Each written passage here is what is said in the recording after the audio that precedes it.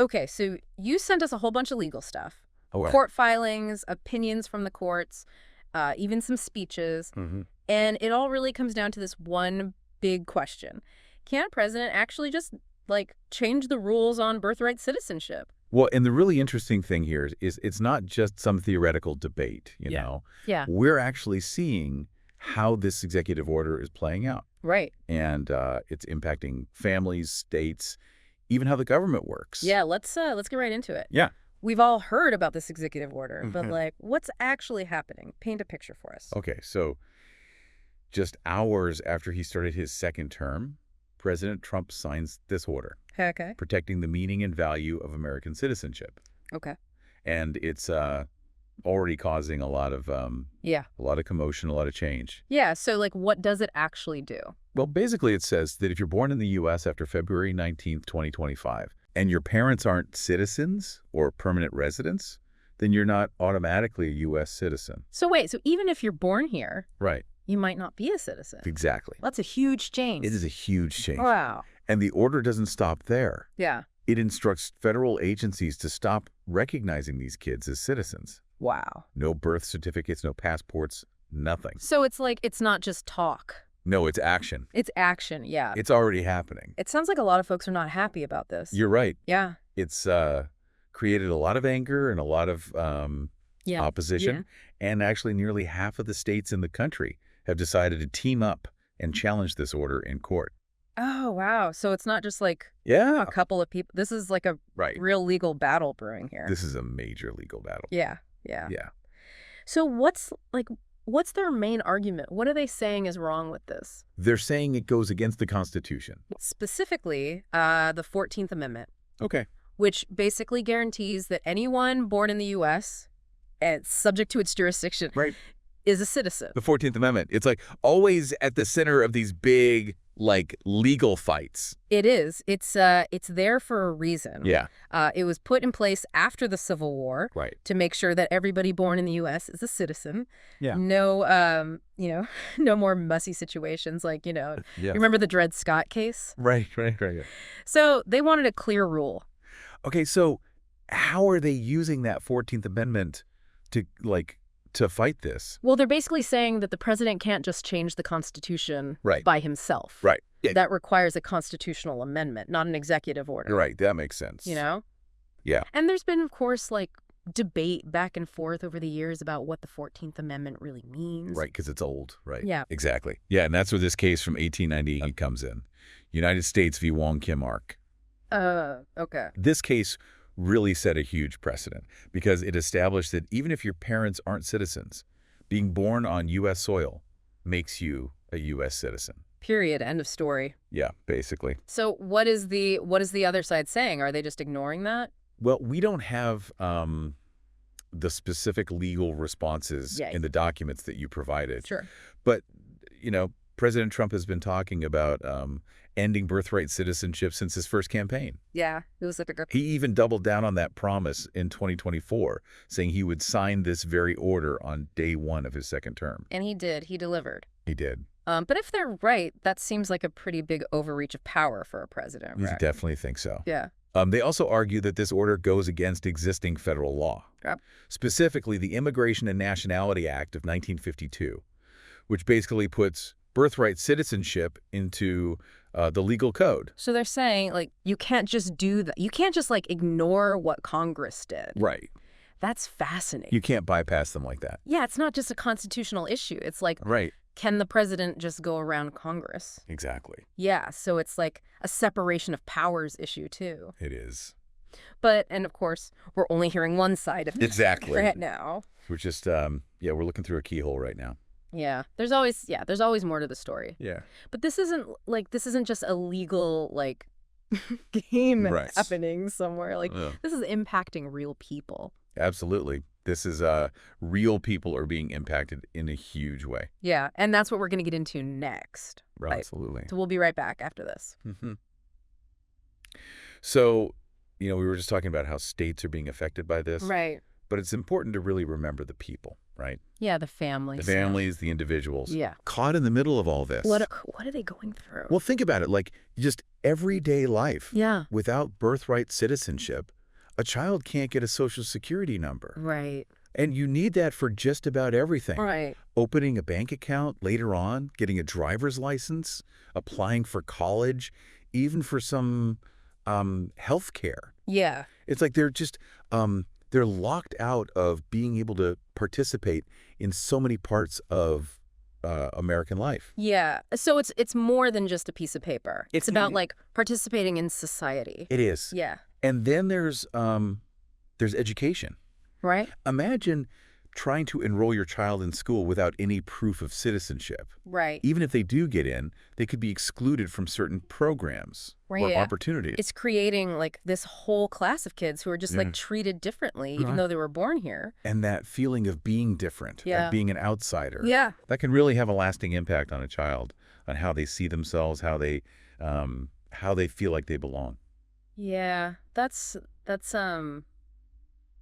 pretty heartbreaking. It is. Are there any like specific stories in these documents that really like stuck with you? There's one case in a declaration from the New Jersey Department of Human Services that really highlights the human cost. Okay. It's about a young woman, Sarah, who was brought to the U.S. when she was a child. Okay. She's lived here practically her whole life. Okay. A few weeks ago, she gave birth to a baby girl. Okay, so under the old rules, right, her daughter would have been a citizen, no problem. Automatically.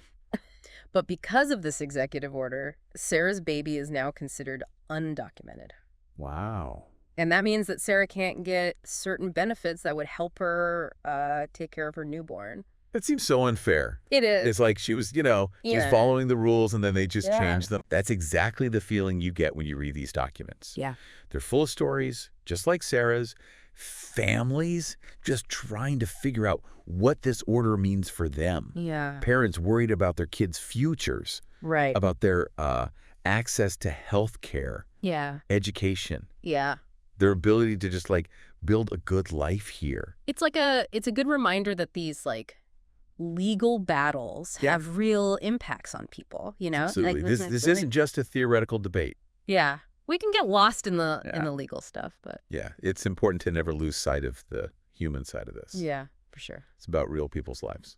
So as we start wrapping up this part of our deep dive, like, what are some of the big takeaways you want our listener to really like? Well, I think it's just so crucial to recognize that this executive order is a huge departure from, longstanding legal precedent in American tradition. I mean, birthright citizenship has been like a cornerstone of our national identity for over 150 years. Right. To just to try and overturn that with an executive order. Yeah. It's not only legally questionable, but also, I think, morally troubling. It makes you think about like how much power does the president have? Exactly. Like, what's to stop future presidents from just doing this with other stuff? Right. It sets a dangerous precedent. Yeah. And as we've seen, the impact on individuals, families, and states is huge. Yeah, it's a complicated issue, and there's no like easy answers. But we've tried to sort of break it down and show the different sides of the argument, especially like what it means for people. Absolutely. Hopefully this deep dive has given you a better understanding of how complicated birthright citizenship is and the challenges we face as a country. And in our final part, we'll really get into like the 14th Amendment stuff. We'll explore those arguments. And what it all means for the future of birthright citizenship. Absolutely. Okay, so we're back for the final part of this deep dive into like this birthright citizenship battle we were just talking about, like the human cost of all this, the impact on families. But let's get back to the legal stuff, like all this 14th Amendment stuff. Yeah, the legal argument. It seems like that's where this all really comes down to, like who's right and who's wrong. Absolutely. So the 14th Amendment, right? Specifically that Citizenship Clause. Citizenship Clause, yeah. And it all really comes down to this one phrase: subject to the jurisdiction thereof. Right. Okay, break that down for us, because everybody born on U.S. soil is technically under U.S. jurisdiction, right? So what are they even arguing about? Well, the question is whether just being born on U.S. soil is enough to automatically make you a citizen. The people who support the executive order say that subject to the jurisdiction thereof means something more than that. Okay. They argue that it implies complete allegiance to the U.S., which they say the children of non-citizens don't necessarily have. So they're making this distinction between being born like under U.S. law versus like owing loyalty to the U.S. Exactly. They might point to the fact that the 14th Amendment specifically excludes children of foreign sovereigns or their ministers from birthright citizenship.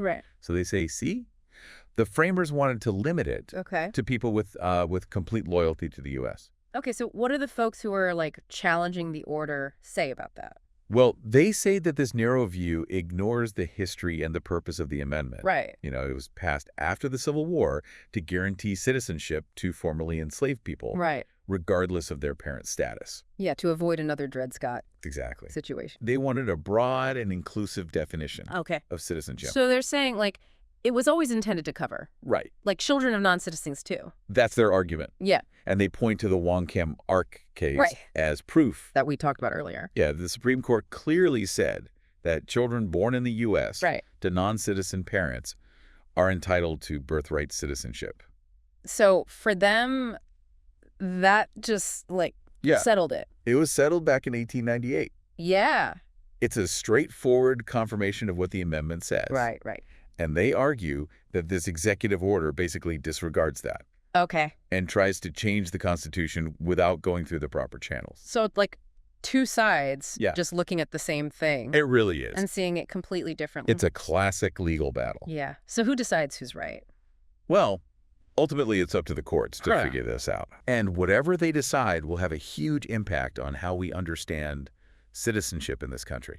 It's crazy how, like, one phrase in the Constitution can cause all this debate and all this, like, change. It shows how powerful and relevant the 14th Amendment still is. Yeah. It continues to shape American society. In big ways. Yeah. Any final thoughts for our listeners as we kind of, like, start wrapping up this whole thing? You know, I think it's important to remember that this whole debate goes beyond just the legal stuff. Yeah. It reflects, you know, deeper anxieties about immigration, national identity, what it means to belong here. Yeah, those are big questions. Yeah, and those conversations are going to keep going long after the courts decide what to do with this executive order.